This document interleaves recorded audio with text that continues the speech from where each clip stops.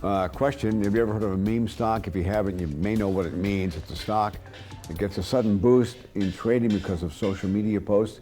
It first began, I think, about 3 years ago, and it apparently is making a comeback. This morning, financial planner Derrick Williams is joining us to talk about that.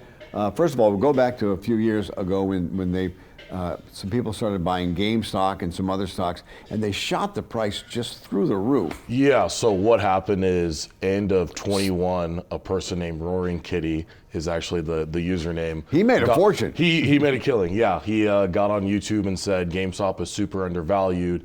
A lot of people ran with that. People started buying the stock like crazy, and it shot up to almost, I think it was $65 at its peak. And then they realized it wasn't worth that much. Yeah, and then, Wall Street comes out because, it's a public company. They have to, disclose their earnings, their forecast. And then when that happened, it went polar opposite of, after Roaring Kitty said it was undervalued. And it wasn't just GameStop, it was a couple stocks they were doing. Yeah, of course, the other most popular during that time was probably AMC. Yeah. Bed Bath & Beyond shut up like crazy as well. Spirit Airlines, but there's a couple of those where people got online and said, hey, I think it's undervalued. I think it's going to perform well. And people ran with that as financial advice. And all right, so there's a new one coming around? So I wouldn't say a new one, but just last week, Roaring Kitty again hopped on social media and said, GameStop undervalued again. That's where we saw it rise 100% within a day on Tuesday and is now down 60% in the last 5 days.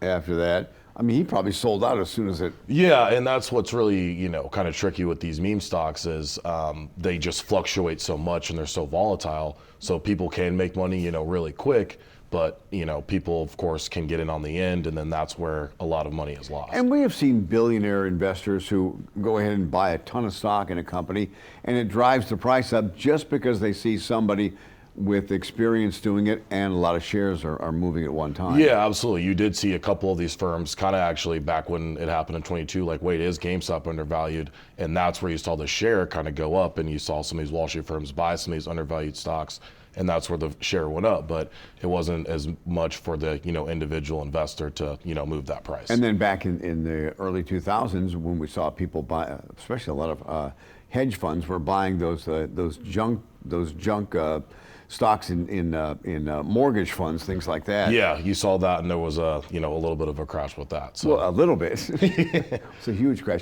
Well, Yeah. what you're telling your advice today is, you said you had a client come in and you say, I saw something on TikTok, and you go, nope, stop there. Yeah, I think whenever you're seeing any video on TikTok, Instagram, whatever kind of that's not the place to get your. Yeah, that's not the place to get your news and financial advice. So. All right.